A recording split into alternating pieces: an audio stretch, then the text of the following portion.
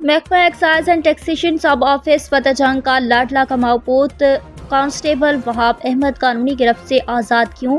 ताकत, सिफारिश और करप्शन तीनों का घराना गठजोड़ बेनकाब। कई सालों से महकमा एक्साइज एंड टैक्सेशन के इस एहलकार की करप्शन की फाइलें एंटी करप्शन और मुतल्लिका इदारों के दफातर में धूल खा रही हैं। तहरीरी दरख्वास्तों के अंबार, मगर इंसाफ कहीं नजर नहीं आता।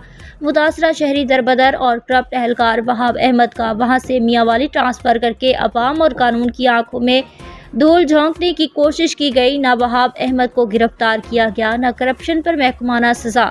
अकाउंट ऑफिस अटक की सरकारी मोहर के साथ 2021 से 2024 तक के रिकॉर्ड में इस एहलकार की जालसाजी, जाली एंट्रियां और कौमी खजाने को पहुंचाया गया भारी नुकसान। सब कुछ दस्तावेजी सबूतों के साथ बेनकाब हो चुका है। जांच पड़ताल में इंकशाफ हुआ कि चंद एंट्रियों के सिवा बाकी तमाम रिकॉर्ड जाली और खुद साख्ता था।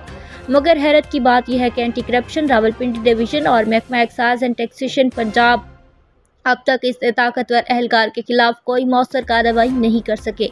सवाल यह है, आखिर ये कौन सी ताकत है जो एक कांस्टेबल को कानून से भी ऊपर कर देती है? क्या कौमी खजाने को लूटने वालों के लिए कोई कानून बाकी नहीं रहा?